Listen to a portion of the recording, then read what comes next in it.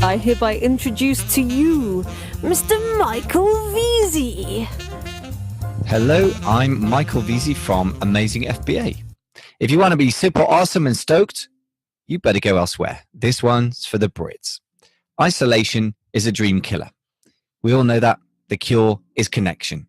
If you're new to Amazon, working to get a product live, but you've not yet got one launched, I've created a brand new solution especially for you.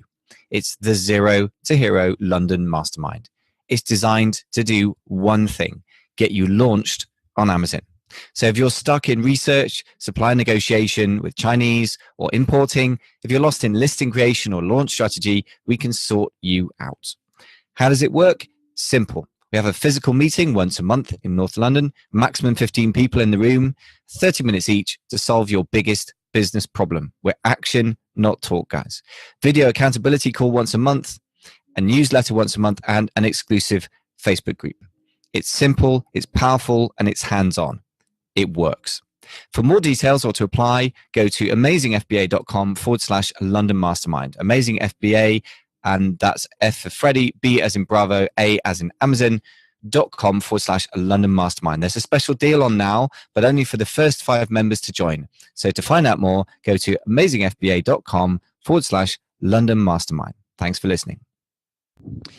Hey there, and welcome to Amazing FBA. Today, I've got another, I suppose some people call it a mindset thing. I don't think it's mindset. I think it's much more physical than that. This is about productivity. I'm calling it momentum and motivation for Amazon sellers. I think momentum is a physical metaphor. It means when you're in motion, you're going to keep in motion. And motivation is kind of a bit almost like pushing against the resistance to start with. So I think you've got to get into motion and you've got to keep in motion. And they're somewhat separate questions. So let's look at this. I've got 7 parts to this, really. So there's quite a lot to get through. Let's get started. Part 1, the company you keep, I think is absolutely crucial. If you're just starting out and you want to get yourself into movement in the first place, I think you need 3 things. You need a course. You need a clear business model to follow. But it's not just a business model, it's the steps to create a business, which is a somewhat different thing, which is the rather strange job of an entrepreneur. I was talking about this the other day in a mastermind, and in a way, he was saying, oh, we're generalists. I said, well, yeah, but we have to have a special kind of resilience and a special way of doing things because we are specialists as entrepreneurs in creating businesses where one didn't exist. So you need to have, I think a course is the simple way of putting it. To break that down further, you need to have a business model you're aiming to create that works, that you're modeling, and you need to have a way to create that business, which is somewhat different. So basically, to put it in simple words, a course. I think you also need a community of people that are going to work with you to keep you accountable and keep you or get you into motion in the first place. And I think finally, a coach is very, very helpful. I think a coach is more optional, but I think it is very wise at the beginning of your Amazon journey. And as you go later, I would say that C becomes not so much a coach as a consultant. You have a consultation with a lawyer, for example. I need to book a consultation with a lawyer because I have an issue with some intellectual property stuff going on in the United States. I need to book a call to my accountant in order to structure the businesses for tax purposes, for example. So you still need to come down to the same things, but nowadays it's a slightly different support I need, but I'm still willing to pay for expert advice, and I would suggest you should be willing to as well. Moving on to the community side of things, the company you keep is very, very important as well. You need a kind of peer group. I would suggest that a mastermind is the simplest thing for that. Being part of a Facebook group, I mean, everyone's a member of a Facebook group. Everyone is a member of a lot of Facebook groups in my experience, and people apply to join my Facebook group, and it says, so-and-so member of 106 groups. I'm like, how do you ever keep up with what's on those groups? And my answer is you probably don't, in which case, why be a member? Or you spending your life on Facebook groups. Either's bad, so don't go over the top with it, and recognize that Facebook groups are not a great way to run a community. They can be a place to share information and to pop up your questions, a lot better than nothing. And I offered it as part of my masterminds as well. But it's not the best solution. So I think a best solution is a mastermind that meets in person. The second best one is one that meets online. Either way, you want a small one, a real small community of trusted people. They sign non-disclosure agreements, whatever, so you can talk frankly. I think that's very important. A sort of buddy or somebody like that can be helpful. Not as powerful as a coach, in my opinion. It depends, but it's a lot better than being isolated. A business partner is another person that you might want to work with. I would say a couple of things. A good business partner is a fantastic asset, and they don't grow on trees. Make sure that it's really, you have assessed what you really need. And if what you really need is somebody to keep you moving and motivated, I don't think that a business partner is the solution. I think you probably need a coach. And it's cheaper in the long run, because if you build up a valuable business, you're going to have to give half of it away or share half the profits, which means you've got to make twice the number of sales just to get to the same point as you would have done without a business partner. So it doesn't mean you shouldn't do it, but think it through. If you are going to get a business partner, choose wisely. I would say a mastermind, again, is a great place to meet already filtered people, as long as the person running the mastermind has done a good job of filtering it down to good quality people that are action takers and intelligent, generally about business. I don't mean generally intelligent. That's not what we're after. I've had literally 3 PhDs pass through my masterminds that I run, and they were highly intelligent in the analytical sense, but their business common sense wasn't always quite the same. So it's not just about intelligence in the raw sense. But anyway, you need the right kind of people, and you need to get to know people really well before you become business partners with them. Next thing is about goals, and then actually productivity towards the goals, which are different things. Now, people often set very lofty goals based on nothing. In my experience, they say, okay, I say in my application forms for mentoring, for example, and masterminds, what's your target monthly income in 12 months, and what's your capital that you can put into this? And people sometimes, not often, but literally, they will say something like, I want to turn over $250,000 a month, and I've got $5,000 to put in. I'm like, don't you think there's a bit of a mismatch? So having a big vision without knowing how you're going to reach it is fine. I don't think that's necessarily a goal for me in the strict sense. I mean, a goal is a metaphor. All language is a metaphor. So a goal is a metaphor from sport, meaning you got a particular target to hit, and you know whether you hit it or not. And I think normally you have some kind of strategy for getting a ball into the back of the net, if you are taking football as an analogy, for example. So I would say have a 1 to 3 year vision, but recognize it's a vision. Don't obsess over it. Have the dream, have the goal, if you like, in the broader sense of sitting on a beach, tapping on your laptop, whilst, dusky maidens play Hawaiian guitars near you, and you drive home in your Maserati, if that's your fantasy, for example. I don't know why this all comes out to my head, but, if you want to be James Bond, great.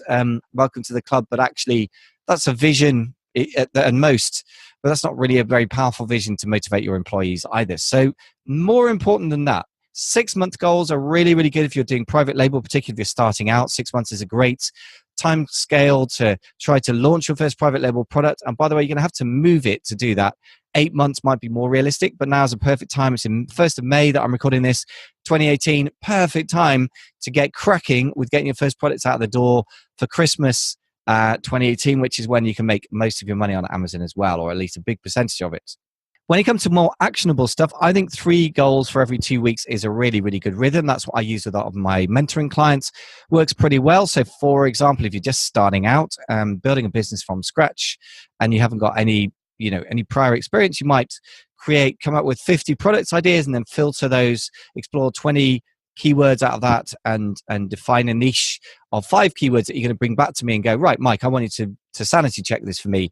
And if that's true, then we get to the next part of the process, which would be looking for potential suppliers. So that's the sort of thing. I mean, chunk things down to very, very actionable steps and put some numbers on it, and give yourself deadlines. Again, a coach is very, very helpful for that. A business partner is obviously very helpful if you work in the right way. I confess I don't communicate well with my business partner sometimes, and he's a very capable guy, so he works independently of me, and that's a great attribute in a business partner. But nevertheless, even having a business partner doesn't guarantee that you're going to be held accountable unless you set it up that way.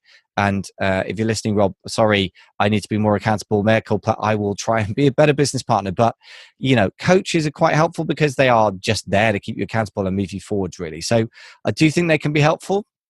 Again, in the early days, particularly. The other thing, though, is you've got to measure your productivity. Peter Drucker, the management consultant, hugely influential, very wise guy, said, what gets measured gets done. So I think the first thing you got to do, you don't have to obsessively track time, but I think every so often, and especially if you've never done this, you should track your time for 3 to 5 days. What tools and magic apps should you use? Do I hear you ask? Well, okay, you could use Toggl, Toggl. That is something I use a lot, but you have to remember to press the on button for that. Rescue Time will show you what you're doing online, but actually a piece of paper where you can sort of make a very, very quick notes. Indeed, for a few days will do just as well. The main thing is don't obsess over how to measure. Otherwise, you'll be measuring the fact that you're measuring stuff, and then it starts to get a bit circular. You see what I mean? Just keep it simple. Don't do it forever, but then you got to review it. Okay. One could question that Tim Ferriss asks about activities is this question: what are the top 3 activities I use to feel as though I've been productive? So for anyone who works in a business, whether it's their day job or their own business, email is like sort of legitimate crack. It looks like it's just innocent, but actually it's like drinking too much during the day. It may be a legitimate drug, but it's not a very good for you, right? So it does maybe not a very good analogy, but you get the idea. So check email once a day. My simple rule of the thumb with that, for example, 11 a.m. and 4 p.m. if you really think that people need to hear from you twice a day.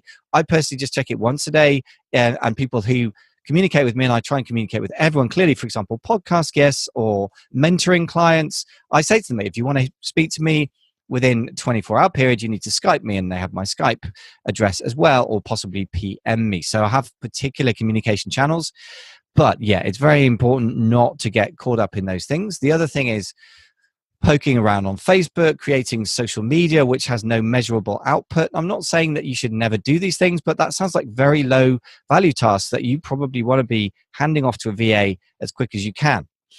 Talking on the VA, I think you should start listing fairly early on the tasks you want to hand out to a VA. You don't necessarily have to do that straight away, but you need to be building a list of tasks pretty early on that you're conscious of that anyone should be doing. By the way, you shouldn't just outsource rubbish. If it's, for example, checking emails 10 times a day, then stop doing that and don't outsource that. But if it's, for example, posting things on social media because you want to build a social media presence for your brand before you launch on Amazon, that could be an entirely valid thing to do, but not very valuable per hour, per post, in which case you might want to outsource that pretty early on. We'll talk about outsourcing in a little bit. The next thing then is, once you have got clear goals and you're actually realistic about what you're doing, is just to build it in. Schedule things in, get it in the diary. The first thing, again, is to review the tasks. I mean, write down short lists of tasks. Don't have massive long lists of everything in your head. You can do that if you want. You've got to cut it down to the few things that will actually move the needle. The other tasks will need to be done, but if you neglect certain tasks, not that much happens, which shows you they're not actually that important.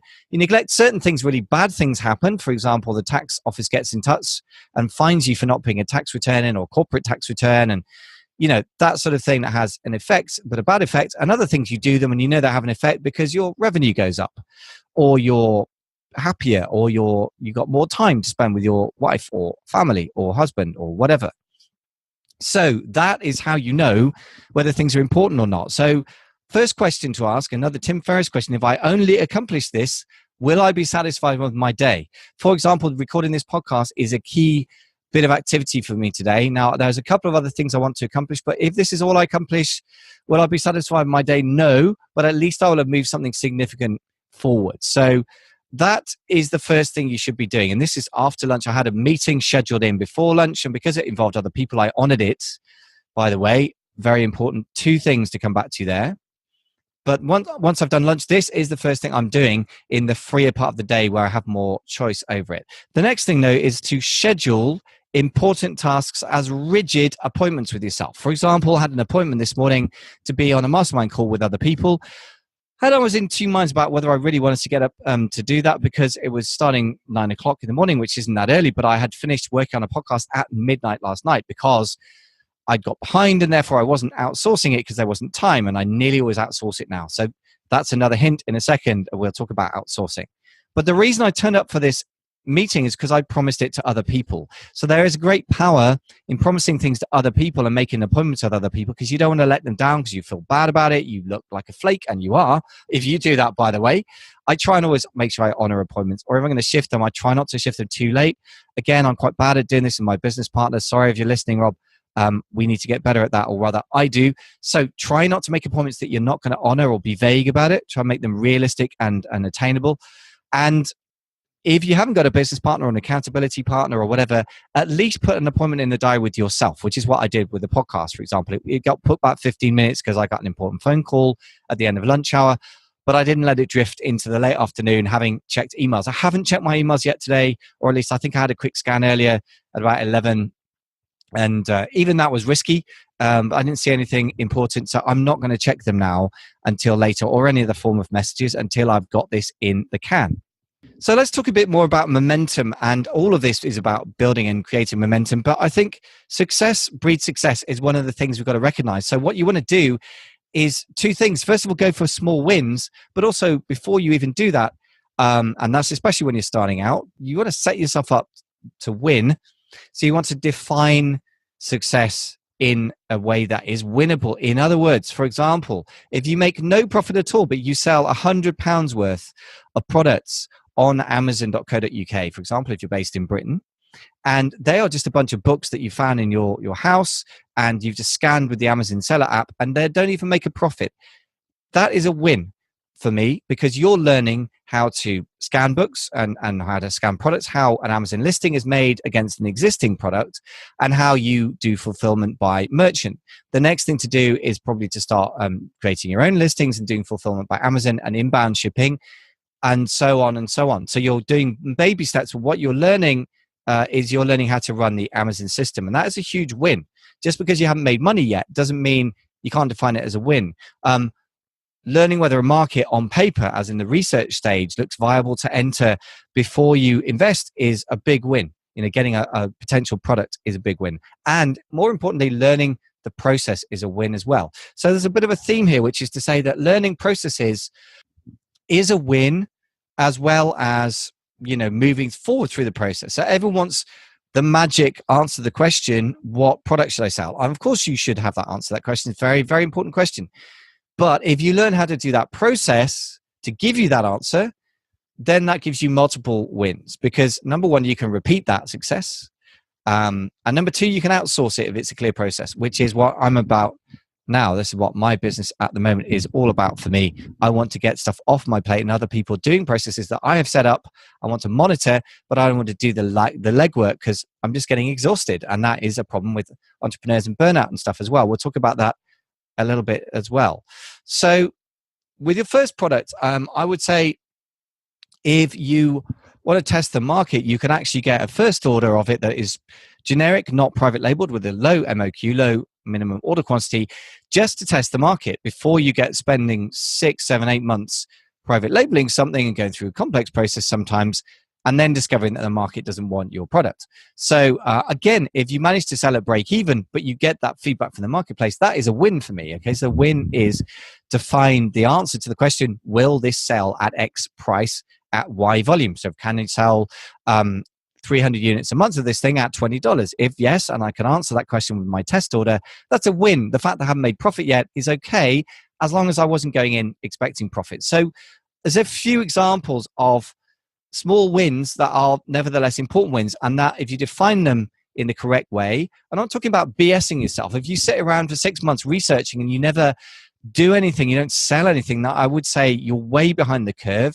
Get yourself a coach or a community, or preferably both, and get moving, or get out of town, but don't get stuck in the middle. So don't get me wrong, I'm not talking about kidding yourself.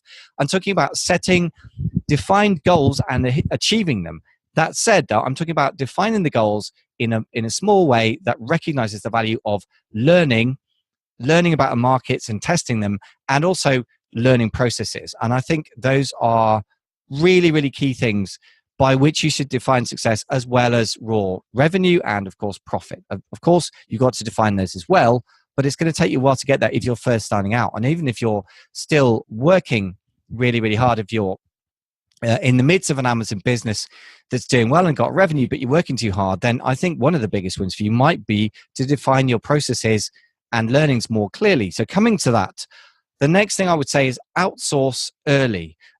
I really, really wish I'd outsourced more of my Amazon business earlier. I was sensible enough to do that with the podcast when I'd hit about 50 episodes, whatever, maybe it was more like 100.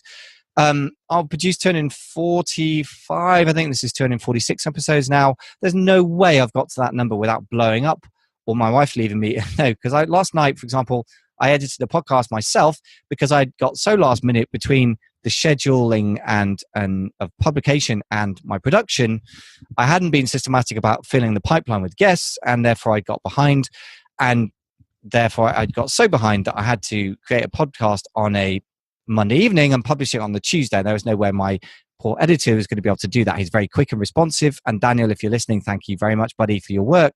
But that was not going to be reasonable. So it was just a reminder to me of how grateful I am that I've outsourced the podcast editing and stuff. So otherwise, I would be just crawling forward. So I really wish I'd done that earlier. I'm starting to do that now more rigorously, more systematically with all my Amazon business stuff as well. So again, go through the list of tasks you found earlier, decide where software is going to help you, and decide where there are tasks that you dislike but need doing, and or that you like doing but you never get around to it because you're too busy, and think about hiring a VA to do that. My first port of call for Amazon-based tasks would be FreeUp, FIEEEUP. We'll put a link in the show notes just to let you know that is an affiliate link. One of the advantages of that is that I have a connection with Nathan. So if you ever go through the affiliate link and you find that you're not getting the service that you think you deserve, just hit me up with an email, michael@amazingfba.com, and I'll look into it for you. Nathan's a very responsive guy and takes it very seriously. So he's one of the reasons that I would go to somebody like Nathan. There are many other options. Upwork can be good if you want to hire people longer term, but you're going to have to do a lot more work sifting through applicants. It's more sort of project-based. It's more of a traditional way of hiring stuff. And of course, there's Fiverr, fiverr.com, Fiverr, 2 R's, fiverr.com, which we'll put in the link in the show notes as well. And that's a classic place to go for very simple, repeatable tasks. That's where I found Daniel, my current podcast editor, from just looking for people who would just do podcast editing. So it normally starts with very specific tasks, and sometimes you can find somebody there and expand out from there as well. So they're quite good. So for non-Amazon, very specific tasks, I go to Fiverr. For Amazon specific tasks where you need a specialist in Amazon systems that comes preloaded, as it were, ready to roll out of the gates, I would go to FreeUp. And Upwork I'd also consider if it's more complicated and more project-based rather than task-based, and it isn't an Amazon specialism. That said, on Fiverr and Upwork, they're very inhuman big systems. So if you've got a problem, nobody from the company Upwork or Fiverr is going to help you sort that out. Whereas with FreeUp, Nathan will personally get involved. That's the owner and CEO of the business. I don't know how he has time to look after everyone so well, but he does. Very impressive guy. So for that reason, I default a bit more often to FreeUp than I otherwise would. And yeah, you pay a bit more of a premium for that. But, if you get consistent service, I think that's worth it. So that's where I'd go look for it. And the whole thing of outsourcing, I'm not going to go into massive detail because we just had an interview with wonderful podcast guest, Aaron O'Sullivan. So if you missed that, he's absolutely spends his life talking about and systematizing and helping people through the process of systematizing your Amazon business and outsourcing it. So check that episode out. I think it's very, very important. We'll put it in the show notes link here. But that is amazingfba.com/Aaron, AARON for November. So check that out. Very important stuff. Final thing to say is look after your mood. And that's a bigger picture. Look after your mood /energy. And I think that comes under a lot of different headings, really. I mean, the first thing to say is sleep. It's very easy as an entrepreneur to kind of treat yourself like you're made of titanium, and I try and do that, and of course it doesn't work because I'm not made of titanium. I'm human. I'm 44 years old, for God's sake. I'm a middle-aged man. I need to recognize my limitations. Well, a lot of entrepreneurs are bad at that. So one of the things to do is get stuff off your desk, get it onto somebody else's desk with outsourcing. But you've got to recognize sometimes, for example, last night I was up till midnight editing the podcast because I got behind. I hadn't been systematic about my process. I'm back on it now. I've been creating some systems for the podcast so that I get myself out of the picture, and so that my editor Daniel can see when guests are booked in and so forth. So that's the sort of thing that you want to be doing with every business you're involved in, Amazon or otherwise. But you've got to recognize, for example, when I've finished recording this, I'm going to go for an afternoon kip because I am tired. So I've got to recognize that I'm not going to be highly productive when I'm tired, and I'm just going to be real about that. A 25-minute kip in the afternoon can be a very, very helpful thing. If you go longer than that, you fall into deep sleep and you mess up your sleep patterns for the evening and you come out groggy. If it's, 10 minutes is not enough. So there is an optimum time, and that time is around the 20 to 30-minute mark, I would say. Exercise is very, very important. Don't know if I mentioned that, but really Richard Branson quote is always what I come back to, which is somebody on a retreat on Necker Island asked Richard Branson, what's the best tip you have for productivity? And he said, work out. So if in doubt, get your ass to the gym. I did that last night. I need to go for a run. Probably it's a beautiful day here for once. Well, actually, when I say beautiful day, that's what English people call a beautiful day, is it's vaguely sunny and it's not actually raining and it's cold. So it's good enough for me to get out and run. So that is important. The other things are food. Make sure your nutrition is decent.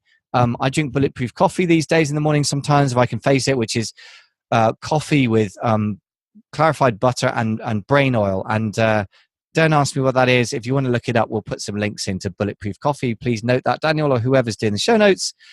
But, I'm not I'm not an affiliate. I'm not trying to sell it to you, but it does energize me in the morning. Make sure you're eating well. If you eat complete crap for several days, it's not surprising if your energy is low. A couple of other things, I think, couple of habits that a lot of very, very successful entrepreneurs have and is incredibly widespread. One is meditation, which I'm terrible at getting around to doing because I'm not a meditative guy, but I know so many people who found it helpful, including people like Ben Cummings. Like, he's a real alpha male seller type. So it's not just for the sort of mung bean eating hippies or something like that, if that's your conception. I think meditation is for everyone, including people like Arnold Schwarzenegger famously did it for quite a long time. So loads of people you wouldn't expect do meditation. So that is something I can say with some hypocrisy, but with some confidence.